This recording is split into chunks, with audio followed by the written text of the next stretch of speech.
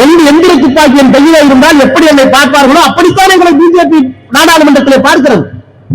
எங்களை பார்த்தால் அச்சம், நடுக்கம், பயம். வணக்கத்தை கூட ரொம்ப மரியாதையா நமஸ்தே வச்சு எங்களை பார்த்து என்ன காரணம்? ராஜாவுதான் இந்த ஒரு பேட்டி சட்டையா ஒரு கிராமத்துல பிறந்து அரசாங்க பள்ளிக்கூடத்திலே படிச்சு அரசாங்க சட்ட கல்லூரியிலே படிச்சு நாடாளுமன்றத்தில் மத்திய அமைச்சராக வந்தவன். அதற்கு காரணம் என்ன? திராவிடம் தானே. இந்த ராஜாவை பார்த்தவர் பயப்படுவதற்கு என்ன காரணம் என்றால், நான் கட்டியிருக்கின்ற கருப்பு சிவப்பு வேட்டியும் திராவிட முன்னேற்ற கழகமும் அண்ணாவும் பெரியாரும் கலைஞரும் அதற்கு தலைமை ஆகின்ற இன்றைய முதலமைச்சர்.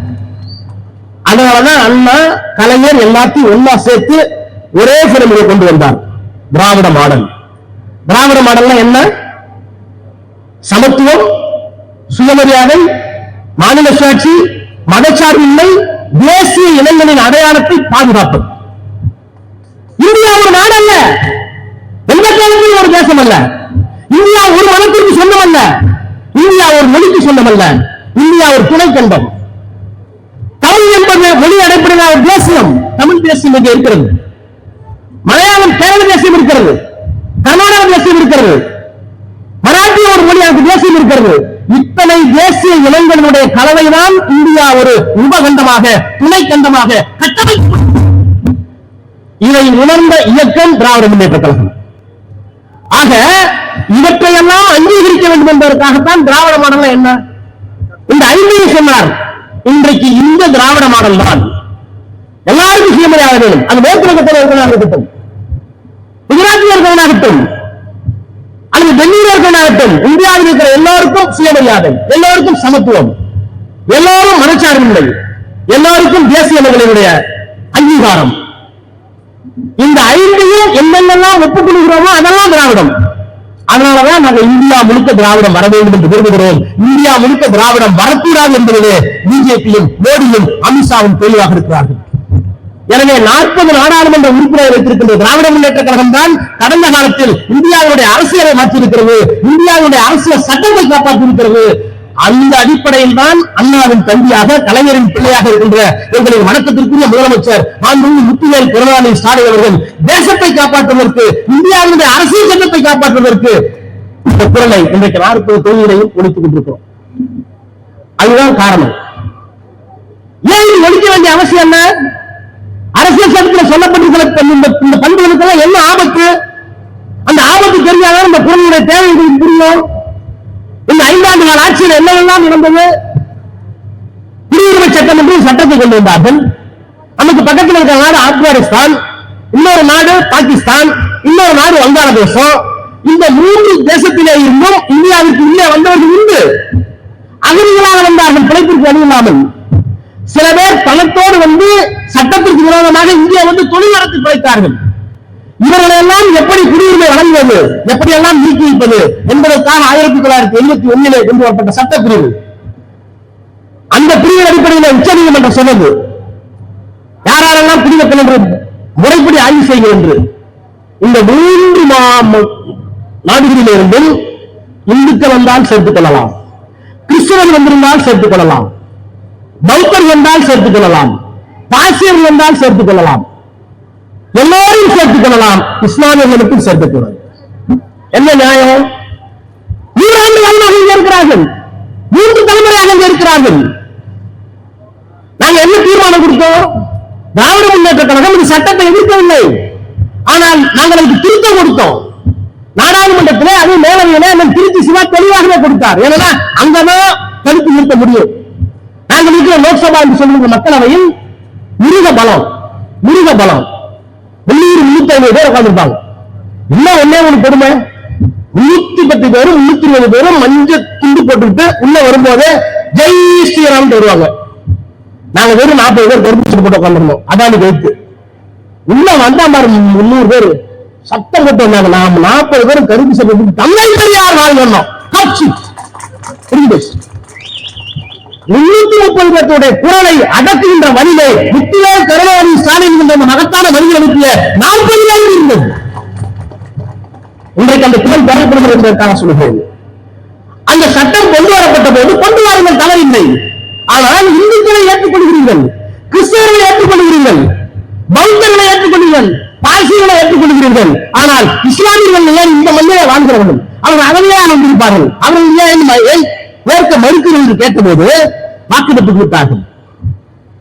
வாக்கெடுப்பு கூட்ட போது 205 பேர் நம்ம பக்கம், 225 பேர் அந்த பக்கம்.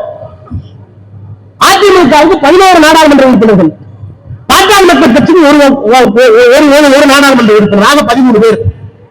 225 ஒரு பக்கம், 205 ஒரு பக்கம். நான் இன்றைக்கு எடப்பாடி பழனிசாமி சொல்கிறாரு, அரசியல் கூட்டணிக்கு ராஜாஜியோடு அண்ணா கூட்டணி வைத்தார். பெரியார் எங்களை விழிப்பில் பழிப்பில் பேசினார், தண்ணீர் பிடி பசங்க. ராஜாஜி சொன்னார், நான் அண்ணாவை தவறாக புரிந்து கொண்டேன், ஒரு கையில கூடுதலை பிடித்துக் கொண்டு இன்னொரு கையில உதயசூரியன் போட்டு போடுவார் 67. ஐயோ, ராஜாஜியோடு போய் அண்ணா அடகு வைத்து விட்டார் திராவிடத்தை என்று அன்றைக்கு பெரியாரே கூப்பாடு போட்டார். ஆனால் ஆட்சிக்கு வந்ததற்கு பிறகு நேர பெரியார் தான் போனார். ராஜாஜி கோவம் எனக்கும் திமுகவுக்கும் இருந்த தேனியை முடிந்து விட்டது. அண்ணாட்ட போய் கேட்டாங்க, ராஜாஜி தேனியை முடிஞ்சிருச்சு. அண்ணா சொன்னார், உண்மைதான், ராஜாஜி சொல்றது உண்மைதான், தேனியை முடிந்திருப்பது இனிமேல் வாழ்க்கை தொடங்குகிறது. அப்ப 67 ராஜாஜி ஒரு கூட்டணி வைத்தார். ஆனால் தமிழகத்தை திராவிடத்தை காப்பாற்றினார். அந்த மாதிரி எடப்பாடி பழனிசாமி கூட்டணியில் இருந்தார். ஆனால் சிறுபான்மை மக்களாக இருக்கிற இஸ்லாமியர்களுக்கு எதிராக ஒரு சட்டம் வருகிற போது இன்றைக்கு இஸ்லாமிய மாநாடு எஸ்டிபிஎம் கட்சி இருக்க அந்த கட்சி கூட்டி வச்சு எடப்பாடி பழனிசாமி விளங்குகிறாரு, சிறுபான்மை மக்களுக்கு நாங்கள் தான் பாதுகாப்பு என்று. திருநங்கையில் எப்ப நான் சாய் போச்சு? நீங்களே திருட உங்களுக்கு எப்படி சாய் விட்டாங்க? இந்த 11 நாடாளுமன்ற உறுப்பினர்களும் பாட்டாளி மக்களுக்கு நாடாளுமன்ற 17 பேரும் அன்றைக்கு நாடாளுமன்றத்தில் மேலவையில திருச்சி சிவா கொண்டு வந்த ஓட்டெடுப்பில் கலந்து கொண்டு 17 பேர் ஓட்டு போட்டிருந்தால் இந்தியாவில் இருக்கிற எல்லா இஸ்லாமியர்களும் பாதுகாப்பாக இருந்திருப்பார்கள். இன்றைக்கு அவர்களுக்கு பாதுகாப்பு இல்லாத ஒரு சூழல். மதுரையில யாருக்கிட்ட வேணாலும் கதவை தட்டலாம், நீ எங்க பிறந்தான்னு கேட்கலாம், உங்க தாத்தா என்ன பிறந்தான்னு கேட்கலாம், உங்க தாத்தாவுக்கு சர்டிபிகேட் இல்லையா, நீ வெளியே போய் நடக்கலாம், ஜெயில போடலாம், முகாமிலே தங்க வைக்கலாம். எனக்கே சர்டிபிகேட் கிடையாதுங்க.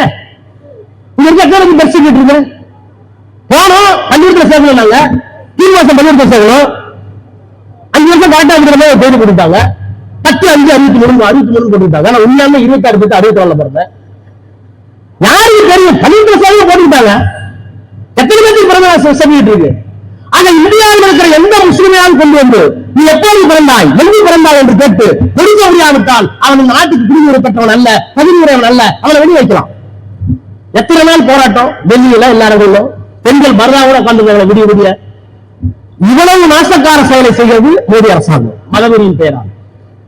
அதற்கு போல சொன்னார் ஏழுசாமி, மணிப்பூர்ல என்ன நடந்தது? இது இஸ்லாமியர்களுக்கு குக்கி என்கின்ற ஒரு கிறிஸ்தவர்கள் மணிப்பூரில் மலைக்கு மேலே இருக்கிறவர்கள், தலைக்கு கீழே மலைக்கு கீழே ஒரு ஜாதி இருக்கு, அது இந்துக்கள் வசதியானவர்கள், அவர்கள் பழங்குடியின மக்கள் கிறிஸ்தவர்கள். அவர்களுக்கு கொடுக்க வேண்டிய இடஒதுக்கீட்டை எங்களுக்கு கொடுக்குறாங்க. அதை மத்திய அரசாங்கம் மோடி ஆதரிக்கிறது. நியாயம் அது. அதை எதிர்த்து ஒரு போராட்டம். சரி, போராட்டம் நடத்தட்டும். நோக்கம் என்னவாக இருந்தாலும் போராடுவதற்கு இந்த வகையில யாருக்கு உரிமை இருக்கு? இந்த தேசத்தை இந்துமயமாக ஆக்க வேண்டும் என்று போராடுகள் இருக்கிறார்கள். இந்த தேசம் இந்துமயம் அல்ல, மதச்சார்பற்ற நாடு என்று சொல்லுகிற நாங்களும் இருக்கிறோம். வாதம் எதிர்வாக வேண்டும்.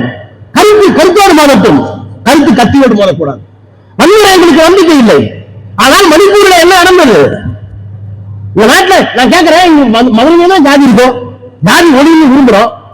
ஆனா ஜாதி இன்னைக்கு தொட்டுக்கிறோம், தொட்டுக்கிறோம், மனசுக்குள்ள ஜாதி இருக்கு. ஜாதி எங்க இருக்கு? பக்கத்துல பஸ்ல வந்து என்ன கேட்பான்? மதுரையான்னு கேட்பான், அப்புறம் சிம்மக்கல்லான்னு கேட்பான், சிம்மக்கல்ல மூர்த்தியை தெரியுமான்னு கேட்பான். மூர்த்தி தெரியல, எப்படி தெரியுமா? சித்தப்பாவம்மா இல்லம்மா, சரி ஒரு பேவர் இல்ல. அப்புறம் தளபதியை கேட்பான், தளபதி நானும் தெரியும், நானும் திரும்பி கேட்பாங்க தலைவராம, அவர் சொன்னவன் கேட்பான், இல்ல நான் இது இல்ல. கண்டுபிடிக்கிறதுனால ஒண்ணு ஒன்னா சொல்லுங்க. சாதி எப்ப தெரியுது? நான் கேட்கிறேன், சாதி இல்லாமல் ஒரு மனிதன் வாழ வேண்டும், வாழ முடியும். மனம் இல்லாமல் ஒரு மனிதன் வாழ வேண்டும், வாழ முடியும். ஆனால் மொழி இல்லாமல் வாழ முடியுமா? இதுதானே உண்மை. ஆக மணிப்பூரில் என்ன நடந்தது? ஒரு கிறிஸ்தவ பெண், மலைவாழ் மக்கள், மலைவாழ் சமுதாயத்தை சேர்ந்த அந்த பெண், அந்த பெண்ணை 200 பேர் செல்போன்ல படையெடுத்துக்கிட்டு அம்மனமாக நிர்வாணமாக ஆக்கி 200 பேர் கூட்டிட்டே போறான். அதுக்கு ஜெய் ஸ்ரீராம். இந்த ஜெய் ராமர் எதுக்குதான் வருவார்னு தெரியுது. எதுக்குதான் ராமர் வச்சுக்கீங்க? ஒரு பெண்ணை நிர்வாணமாக்கி அழைத்துக் கொண்டு போய் 6 பேர் கற்பழிக்கிறான். ஜெய் ஸ்ரீராம். அங்கே ஒரு முதலமைச்சர் ஒரு வருத்தம் தெரிவிச்சாரா? நீ தப்புன்னு சொன்னாரா? இவரை பதவி வருகிறேன், என்னுடைய காலத்தில் ஒரு பெண்ணை நிர்வாணப்படுத்தி கற்பழித்து விட்டார்கள். ஆனா 200 பேர் கூட்டி போறான் பட்ட பகல்ல. இது பெண்ணின சமுதாயத்திற்கு ஏற்பட்ட அவமானம் மட்டுமல்ல, இது பெரும் கொடுமை. இதை சகித்துக் கொண்டு நான் நாற்காலியில் உட்கார விரும்பவில்லை சொன்னாரா அந்த பைரன் சிங் முதலமைச்சர்? மன்னிப்பு கேட்டாரா? வருத்தம் தெரிவித்தாரா? இல்ல. கேட்டா இதெல்லாம் இந்த சாதாரண உறவு. சரி, இதுதான் சாதாரண உறவான காட்டு மிராண்டியா இருக்காங்க. இந்த கட்சிக்கு தலைவர் இருக்கிறாங்க நாடாளுமன்றத்தில், மோடியும் அமித்ஷாவும். அவங்க என்ன சொல்லுகிறாங்க என்று நாடாளுமன்றத்தில் தீர்மானம் கொண்டு வந்தோம். மணிப்பூர் பிரச்சனை வாதியுங்கள். நீண்ட போராட்டத்திற்கு வாதம் வந்தது. நான் கூட நினைச்சேன், ஒரு ஃபார்மாலிட்டிக்காவது ஹோம் மினிஸ்டர் அமித்ஷா மன்னிப்பு கேட்பார் எதிர்பார்த்தோம். அவர் சொன்னார், எல்லாம் சரியாகத்தான் நடக்கிறது, மத்திய அரசாங்கத்திற்கு உரிய முறையிலே மாநில சர்க்கார் ஒத்துழைப்பு தருகிறது. என்ன ஒத்துழைப்பு? ஆக ஒரு கிறிஸ்துவ பெண்ணை, ஒரு பழங்குடி பெண்ணை 10 பேர் 20 பேர் கூட்டு பாலியல் வன்முறை செய்து அவர்களை அம்மனமாக அழைத்துக் கொண்டு போகிற செயலுக்கு அமித்ஷா வருத்தம் தெரிவிக்கல. அந்த மாநிலத்தினுடைய முதலமைச்சர் வருத்தம் தெரிவிக்கல. ஏன் பிரதமர் வருத்தம் தெரிவிக்கவில்லை? நான் நிறைந்த இந்த மன்றத்தில் கேட்கிறேன், பேரா அண்ணா செப்போது உரைய இந்த கண்ணகி கேட்டாலே, நீங்க கேட்டாலே நீதி, அந்த நீதி கேட்ட மண்ணிலை கேட்டேன். பைரன் சிங் மன்னிப்பு கேட்கல, காட்டு மிராண்டை என்று கேட்டோம். ஆனால் அந்த காட்டு மிராண்டை ஆதரித்துக் கொண்டிருக்கிற அமித்ஷாவுக்கும் மோடிக்கும் என்ன பெயர் வைக்கலாம் என்பதை இந்த மண்ணிலே இருக்கிற மக்கள் முடிவு செய்யுங்கள்.